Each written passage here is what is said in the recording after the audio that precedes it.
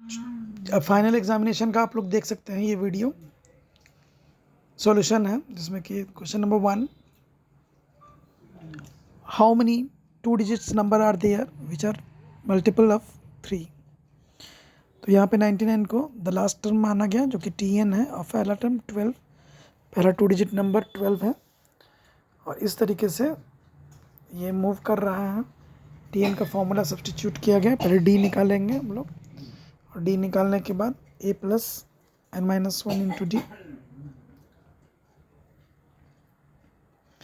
Tn की जगह पे 99 सब्सटीट्यूट किया गया।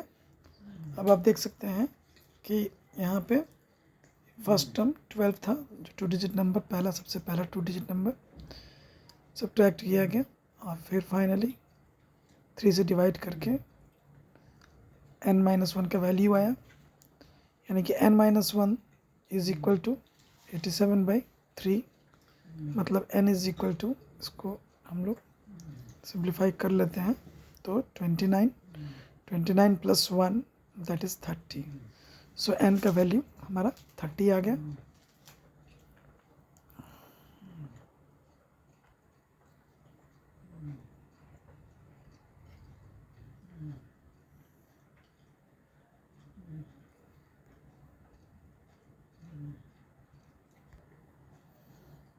नेक्स्ट क्वेश्चन की बात करें तो उसमें क्वेश्चन है कि the 17th term exceeds its 10th term by 7। तो T17 में से T10 को माइनस किया गया और इक्वेट किया गया 7 से, यानी कि a plus n minus 1 into D, Tn का formula 17 minus 1 that is 16d, a plus 16d में से माइनस किया गया a plus 9d।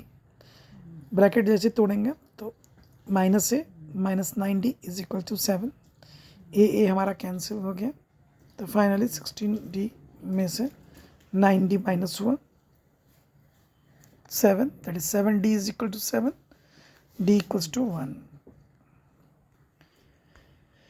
Next question है हमारा कि k के किस वैल्यू के लिए यह जो क्वाड्रेटिक इक्वेशन है एक्स स्क्वायर प्लस के इंटू 2x प्लस के माइनस 1 इज इक्वल टू 0 का इक्वल रूट होगा, रियल एंड इक्वल रूट होगा। तो सबसे पहले तो हम उसको सिंप्लीफाई कर लिए और उसको स्टैंडर्ड फॉर्म में लिख दिया गया, और उसके बाद d का formula discriminant that is b square minus 4ac, यानी कि 2k था b हमारा, तो 2k का हमारा square 4k square minus 4k के माइनस 1, ब्रैकेट तोड़ने पर 4k square plus 4k square cancel, that is finally 4k।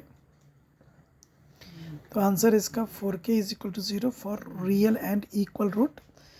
यहाँ पे for real and equal root 4k equals to 0 that is discriminant 0, यानी कि k इक्वल्स टू 0।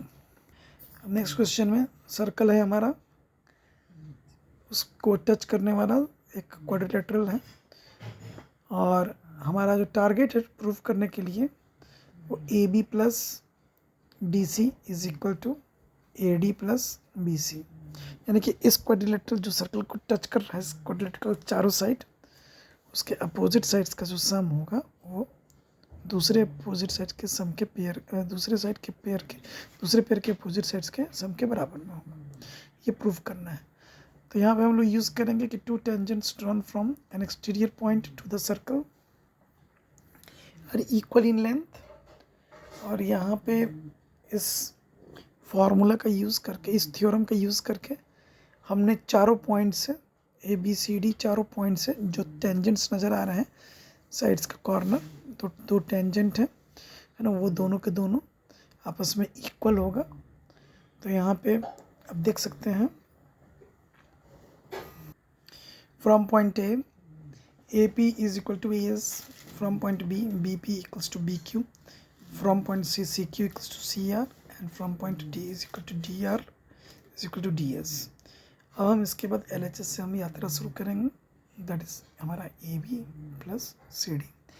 AB का भी 2 टुकड़ा हम लोग कर देंगे, AB का टुकड़ा फिगर से हम लोग देखेंगे, और फिगर से देखने के बाद AP प्लस PB हो जाएगा AB का टुकड़ा, और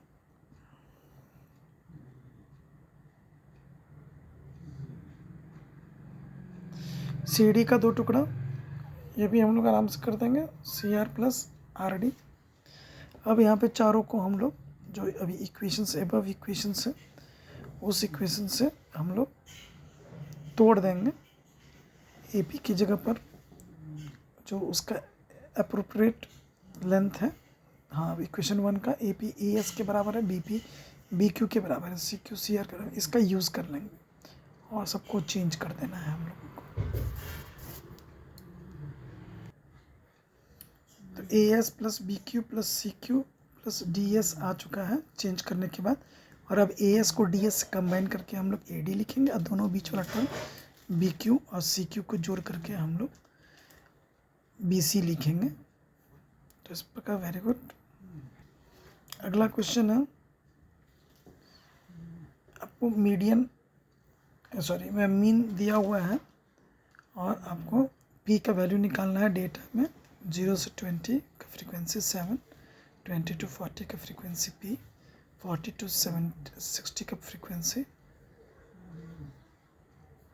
10 है और उस तरह से 60 to 80 का फ्रीक्वेंसी 9 है और 80 to 100 का फ्रीक्वेंसी 13 है। तो हमें सबसे पहले क्लास मार्क निकाल लेना है जो मिड वैल्यू है। उसके बाद उस मिड वैल्यू को फ्रीक्वेंसी कोरस्पॉन्डिंग फ्रीक्वेंसी से मल्टीप्लाई कर देना है। उसके बाद इन सारे को जोड़ लेना है और उधर सिग्मा एफ को भी जोड़ लेना है, एफ को भी जोड़ लेना है। एफ को जोड़ने पर सिग्मा एफ यानी कि 39 प्लस बी आया और इधर जोड़ने पर हमारा 370 प्लस 30 पी आया। मीन का फॉर्मूला जानते हैं हम लोग, sigma F x by sigma F. Mean का फॉर्म वैल्यू दिया हुआ है 54, सब्सटीट्यूट कर देंगे 2370 प्लस 30 पी। और इस प्रकार आप सॉल्व कर सकते हैं। क्रॉस मल्टीप्लिकेशन कर सकते हैं। क्रॉस मल्टीप्लिकेशन करने के बाद ये आपका वैल्यू दे देगा। क्रॉस मल्टीप्लिकेशन करने के बाद 216 plus 54 P is equal to 2370 plus 30 P. P P को एक तरफ बुलाना है, 54 P minus 30 P that is called 24 P.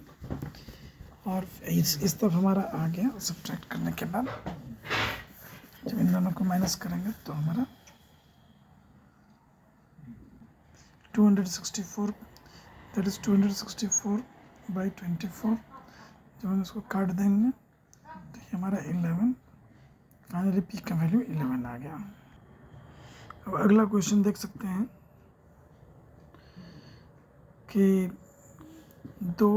कोई ट्रेन है, उसका स्पीड यदि 5 किलोमीटर पर आवर बढ़ाया जाए तो 360 किलोमीटर का जो डिस्टेंस है उसको ट्रैवल करने में उस ट्रेन को 1 आवर का कम समय लगता है।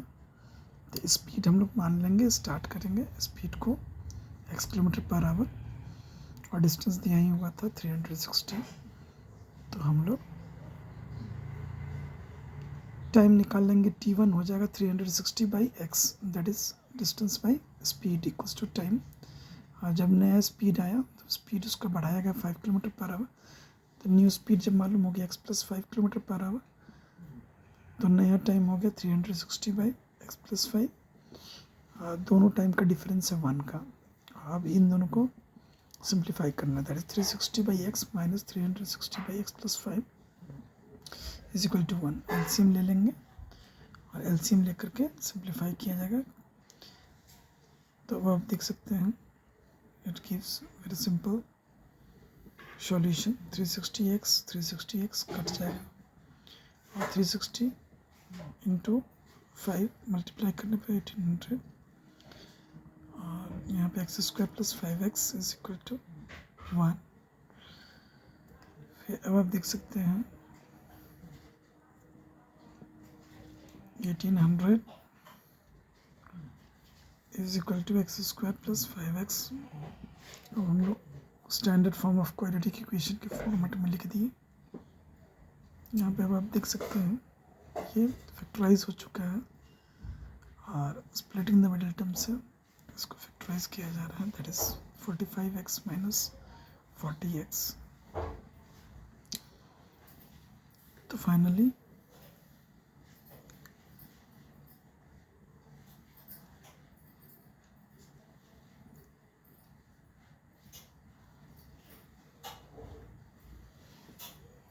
यस, यानी कि x माइनस 40 फिर दूसरा फैक्टर x प्लस 45, जब दोनों को 0 से इक्वेट करेंगे तो x का वैल्यू एक बार 40 निकलेगा और दूसरी बार x का वैल्यू माइनस 45, चूँकि माइनस 45 नेगेटिव वैल्यू है so that will be rejected. Speed can never be negative, so speed of the train is 40 kilometre per hour. समय के अभाव के कारण सारा सॉल्यूशन देना संभव नहीं है, बहुत ही बड़ा वीडियो बन जाएगा. सो उसके लिए just I have given you the answers, the key of the answers. You may check the answer to your solution and how much is correct you can observe once I'm going to display the answer. आप लोग ये भी comment जरूर करें कि आप लोग को इस आंसर देखने के बाद कितना मार्क्स आने वाला है. So please comment with your marks which you are going to obtain in this exam. चलिए हम लोग आंसर का सॉल्यूशन का साथ साथ आंसर देख लेते हैं फ्रॉम वेरी बिगिनिंग.